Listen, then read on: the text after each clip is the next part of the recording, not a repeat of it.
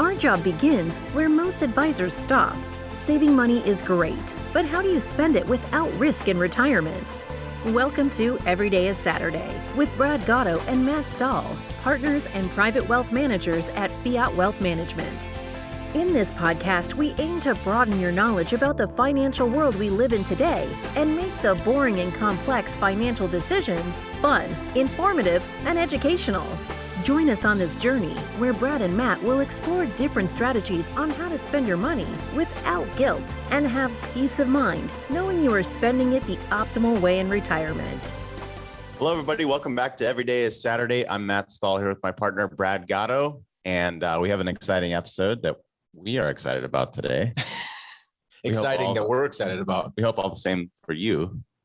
We previewed this a few episodes back, but once in a while we find a book that just really grasps us. And we have found that in the books, The Psychology of Money by Morgan Housel. We did mention this, and we did get some feedback, and people said they'd be interested in us going through this book kind of chapter by chapter and going through a review and just commenting on this. So that's what we're going to be doing today. Yeah, I would recommend that if you have not read this book, that you pick it up. This will not be every podcast episode in a row where we're just going to constantly go through this book. There's like 20 chapters, but over time, we're going to hit, one chapter at a time, kind of sporadically as we go throughout this podcast. So maybe over the next, year or so, we'll get all the way through the book. Maybe every 2 to 3 episodes or something on the podcast, we'll hit it. We don't have an exact cadence for it, but eventually we're going to work our way all the way through. And it is a pretty easy read. We have a couple of clients pick it up already. I had one client that read through it in an entire day. So it is a good read, pretty easy read. That's not the expectation for everybody. I don't remember the last time I sat and read an entire book. So if it takes us a year, then everyone will know what they're doing in about a year. Yeah, we're all going to be experts at this whole psychology of money thing. All right, before we jump in, what's new in your life? Well, as we record this, it's just after the 4th of July weekend. And I feel like a broken record because every time you ask me this, it's baseball, but we're not done with baseball yet. We've got baseball until the second week of August. My goodness. I think we get a week off and then it's football. So there you go. That's kind of what's going on. It's just baseball. I love it though. The boys have both made state. So that's awesome. They've got state coming up here a couple weeks for one of them, 2-3 weeks for another one. And then that trip to Cooperstown that I think I mentioned in an earlier podcast. So we're excited about that. Love it.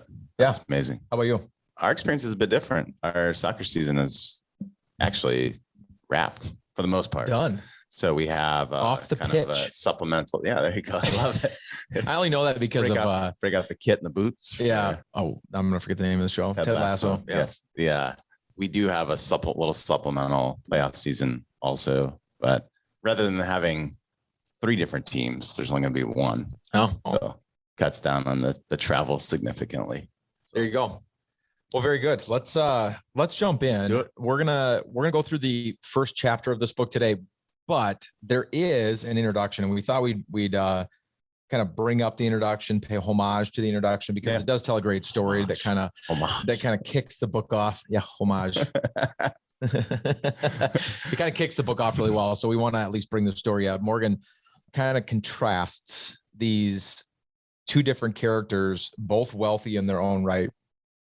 The first of which is a tech executive who made his money very quickly in the tech sector and had so much of it, he didn't really know what to do with it, and tells different stories in the introduction about how he interacted with money. The one that stood out the most to me was this instance, a couple of them. He broke a lamp in a hotel, and the hotel concierge guy was like, "Hey, that's a $500 lamp. You're going to have to pay us back for that lamp." And he kind of berated this guy and took a stack of $100 bills out of his pocket. And it was like $5,000. And he like threw it at him. He's like, "Don't ever insult me again. Here's for your dumb lamp." And then a later story, same guy, was how he was down at the pier with his friend and kind of bored. And so he had a kid go to the local jeweler and buy $1,000 gold coins for him, and then he proceeded to skip them into the pier, into the water, just for fun, just kind of laughing about how much money he had. Contrasting that to a gentleman whose name I want to get the whole thing correctly, Ronald James Reed, who actually has a Wikipedia entry, and it begins this way. It says, Ronald James Reed was an American philanthropist, investor, janitor, and gas station attendant. Ronald Reed was the opposite, didn't make his money in tech. In fact, he was, as it says there in the Wikipedia entry, he was a janitor, gas station attendant, a very regular Joe, if you will. Yep. And by the time he passed away, and nobody knew this, he had an estate worth $8 million, and he ended up giving the vast majority of it to charity and nonprofit institutions. Yeah, it's incredible story. I think we know who he'd pick as our mascot. Yeah, the tech exec. Fail. It is crazy. He gives a lot of detail about Ronald Reed and kind of what he did over the years. Fixed cars at a gas station for 25 years, swept floors at JCPenney's for 17 years. And he bought a 2-bedroom house for $12,000 at his age of 38 and ended up living there for the rest of his life, and ended up passing away back in 2014 at the age of 92. Yeah. It's incredible. The statistic he gives here, which is interesting, I'm going to read this straight from the book, is 2,813,503 Americans died in 2014, the year he died. Fewer than 4,000 of them had the net worth of over $8 million when they passed away. Ronald Reed was one of them. $6 million left to a local hospital and library, and $2 million to his stepkids. So yeah, it's pretty incredible. Crazy. I think the point Morgan is making in this intro, I love it personally. He talks a lot about the soft skills versus the technical skills. And part of this contrast, he does, in contrasting the two individuals, he talks about, if you look at Ronald Reed's background, not highly educated. I think he was the first person in his family to graduate high school, if I'm correct. And contrasting that with the opposite, where it was an MBA educated executive, that had the pedigree and the soft skills, managing the emotions of money and navigating everything, as opposed to the technical side of things, because you'd look on paper and think that an MBA educated executive has the technical skills to do everything. Yeah. And that just further reiterates, I think, the conversation we have with clients often. It's, the soft skills are what get you there. It's not, it's not if this mutual fund can beat up that mutual fund and so on and so forth. So I love in the intro, just the kind of the landscape that he lays out to build everything from. Yeah. One of the things that I take from him, Matt, is Ronald Reed obviously didn't have the high paying job, so to speak. And he did live to be 92 years old. So he did live a long life, which has a lot to do with how he was able to amass the fortune that he amassed. And that concept of time gets expounded upon in great detail in the later chapter in this book. So eventually we'll get there. But more importantly, he just knew how to tell himself no, right? Like the trappings of the world, as they like to say, did not get to him. He was very obvious. You just tell by the numbers. I didn't know him personally, but very even keeled in his decisions. Didn't overspend, outlive, kind of thing. And this idea of debt that we live in this society, it just, none of those things got to him. And although he didn't hardly make any money doing the jobs that he did, was able to, end up, like it says in the book, less than 4,000 people the year he died, over 2.8 million, less than 4,000 of them had the net worth that he had. Yeah. Incredible. Yeah. Pretty crazy. So that's kind of kicks off the book, is kind of, again, this dichotomy of, or comparing and contrasting of these different characters, kind of laying the foundation that it's not all about the numbers when it comes to success financially. A lot of it has to do with psychology. And so he uses that as a springboard to jump into the book. And that brings us to chapter 1, which is kind of the crux of our conversation for today. And chapter 1 is called No One's Crazy, which right away we might lose some people because maybe they're going to disagree. But leading into that, one of the last things he says in the introduction is a quote from Voltaire, where he says, "History never repeats itself, but man always does." And that applies very well to how you and I behave with money. And so as we jump into chapter 1, No One's Crazy, what is the point that he's trying to get at there, Matt? Yeah. I think there's one statement I'm going to pull out that's pretty early in this chapter. It says, people do some crazy things with money, but no one is crazy. here's the thing. People from different generations raised by different parents who earned different incomes and held different values in different parts of the world, born into different economies, so on and so forth. So you get the idea. Our experience shapes our view of the world. Yep. And more specifically with money. And this is a conversation I've had in the past often. Some people are very interested in money and some would rather have nothing to do with it. Yep. But the simple fact of the matter is, if you're going to live in the modern world, there is such thing as money. Yeah. So the one choice we do have is to choose what our relationship is with that. And so Morgan going through and setting the stage for this, I think is, just pointing out how all those different experiences we have, when we grew up, who we grew up with, where that is going to shape our opinion and how we view the world. Yep. So something I may think is completely crazy would seem completely rational to you and vice versa. Yeah. Obviously this affects more than just money. What you just laid out affects everything from the way we view relationships to our religion, our faith, to money, to all these different things. Money being so interwoven into the kind of the fabric of our lives, there's a large impact on that. You and I were raised a little bit differently with money. And I talk a lot about my own personal story and how that shaped who I am financially today and kind of what that means for me. But some of the examples he gives in the book, and then we can give some personal examples. But in the book, he lays out a couple of different things that I think are very interesting. And he looks at somebody's experience in their early teens and 20s.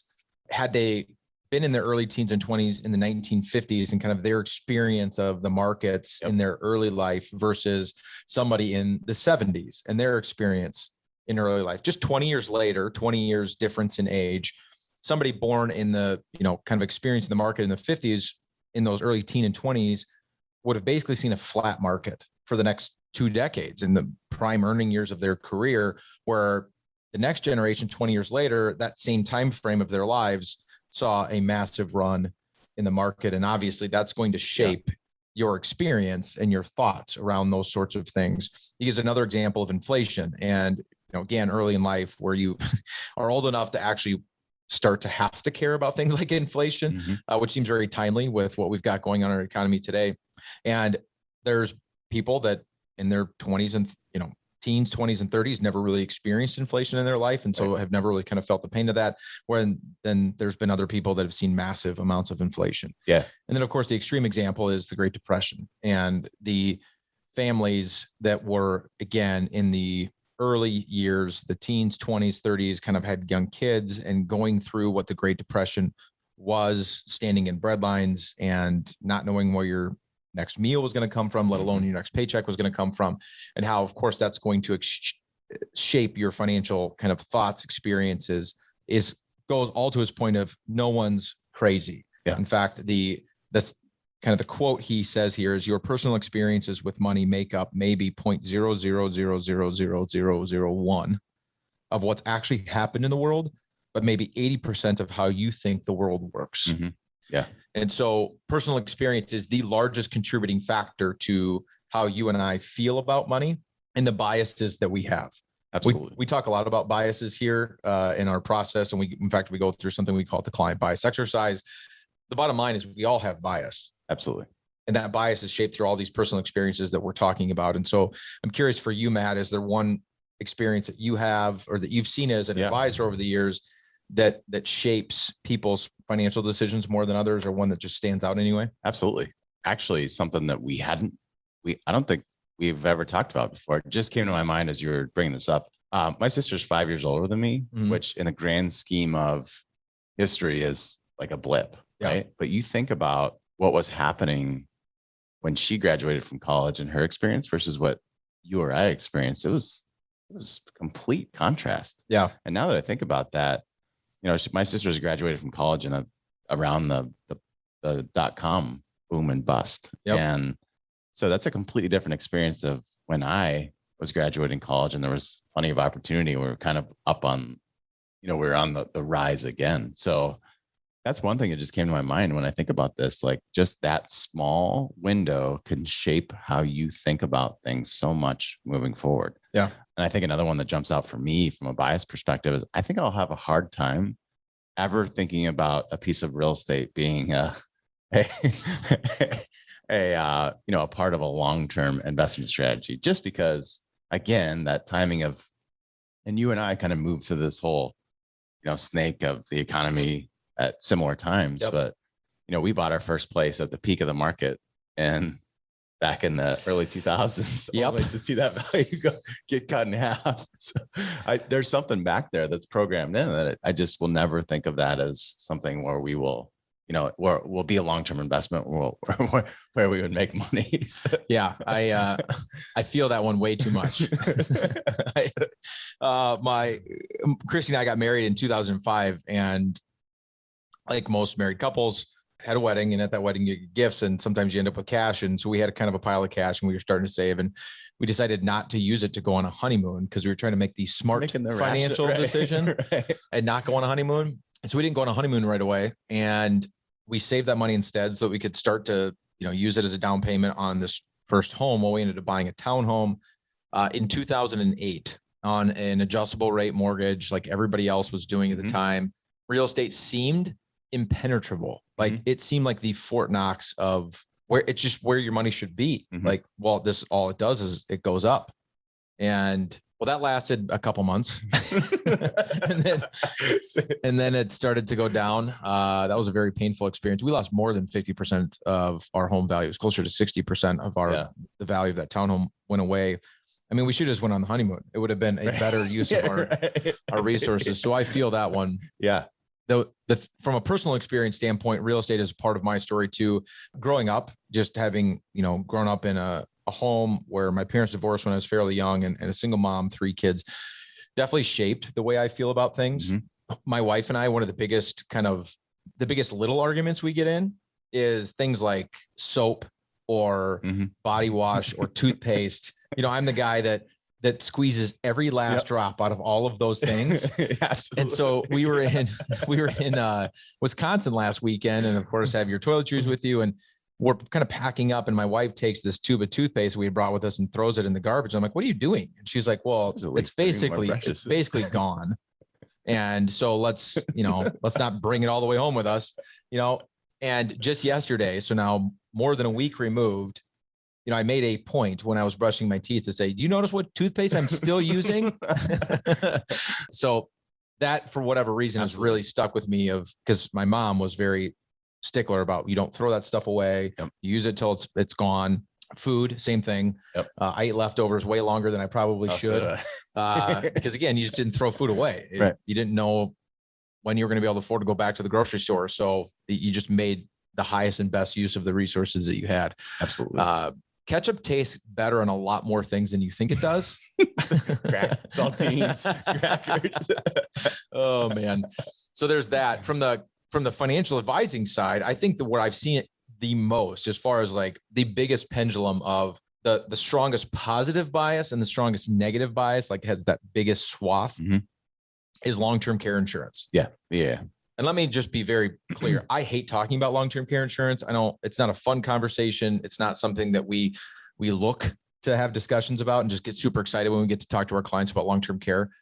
But for some families, they walk in here and I have to unsell them on how much they need and all, because they have some sort of story in their life where mom and dad or aunt and uncle or grandma and grandpa ended up in a care facility, and this policy that they had like basically took care of them and saved the family farm, so they didn't have to sell land or do something to be able to pay these bills. And because of that super positive experience that they had, they're like, yep, absolutely, I want all the long-term care insurance I can get. On the flip side of the coin, we have people that come in here that basically think you have to be all kinds of to ever buy long-term care insurance. It makes zero financial sense. You can't justify it.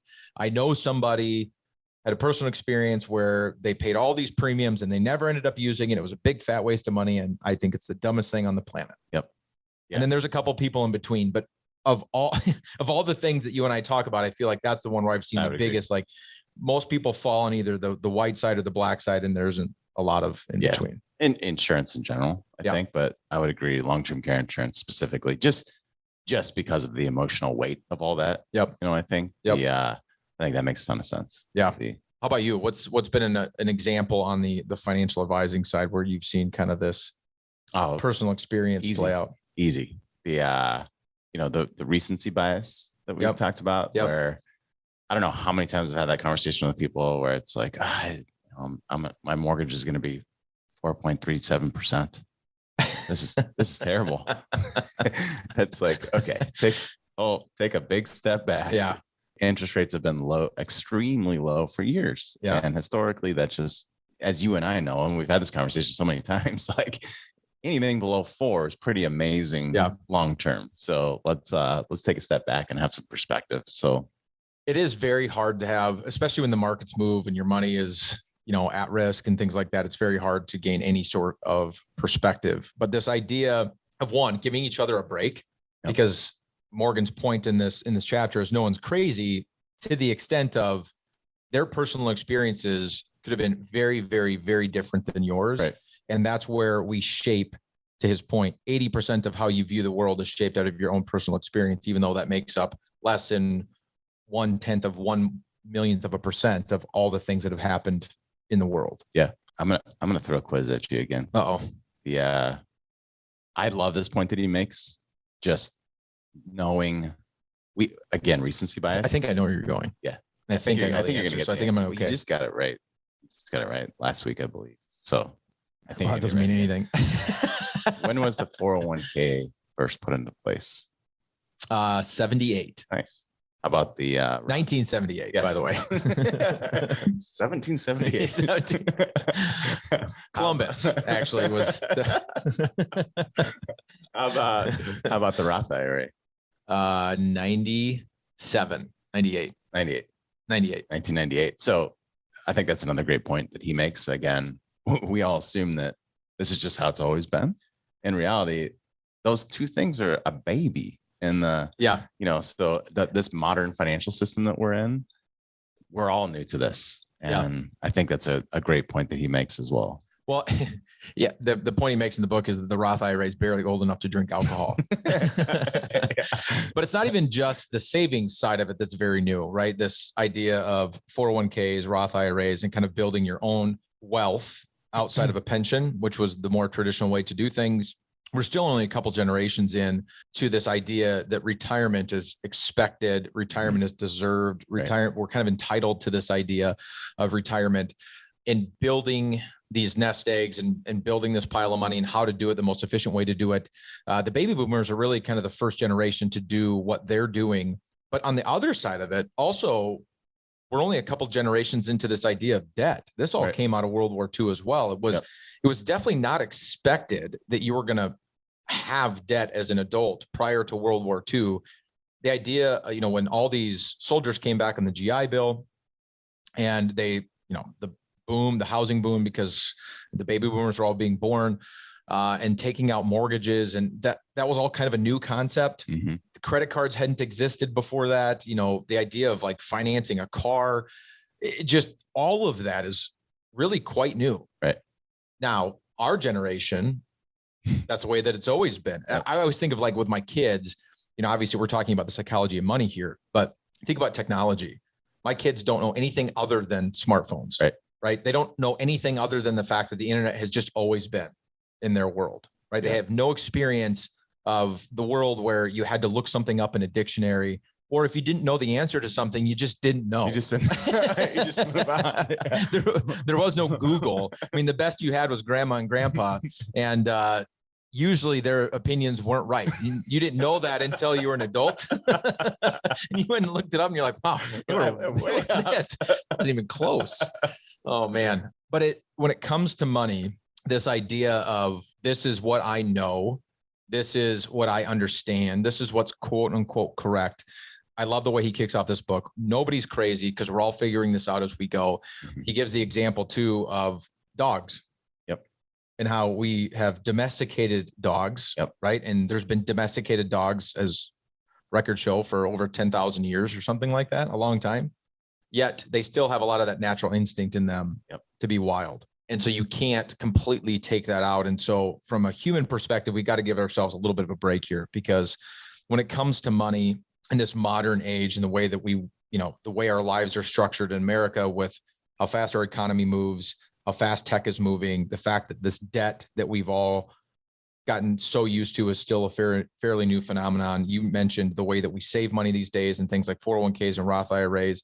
Again, also a very new phenomenon. And so we have to take all that into account as we make our decisions and just try to, from a psychological perspective, we talk about this all the time. This is the name of the podcast. How do you live an everyday as Saturday life? Well, one, you give yourself a little bit of a break. Yep.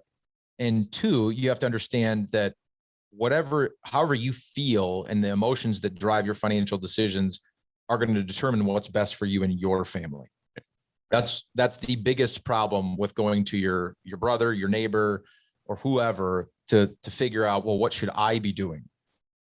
The answer it's almost never financial. Right? There's a financial aspect to it, but the first thing you have to sift through is how you feel about things and make sure that aligns with the math behind the decisions that you're Absolutely. making. Well said. Well, to give a little bit of a teaser, so the next time we come back, we just kind of went through this first chapter called No One is Crazy.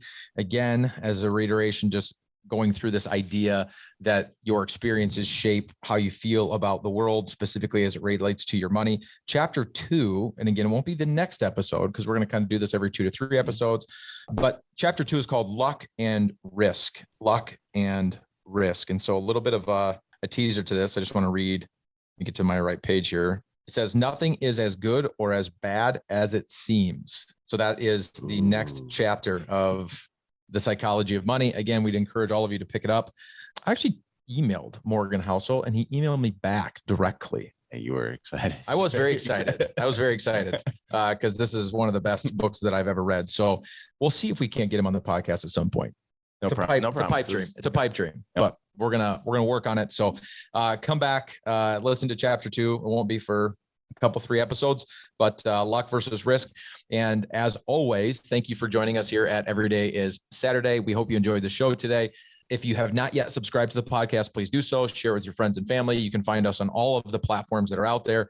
And if you have not yet subscribed and you don't know how to subscribe, I would think the easiest way to do it is our website, fiatwm.com. Not only is there the podcast resources there, but just so that you know, we also do education through blog posts that are coming out on a consistent basis, usually weekly.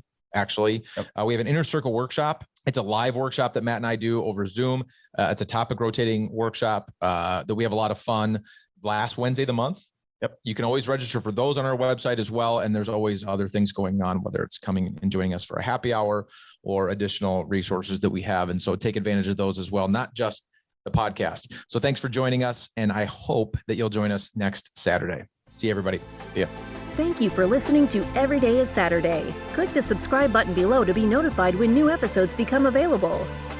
The information covered and posted represents the views and opinions of the guest and does not necessarily represent the views or opinions of Fiat Wealth Management. The content has been made available for informational and educational purposes only. The content is not intended to be a substitute for professional investing advice. Always seek the advice of your financial advisor or other qualified financial service provider with any questions you may have regarding your investment planning.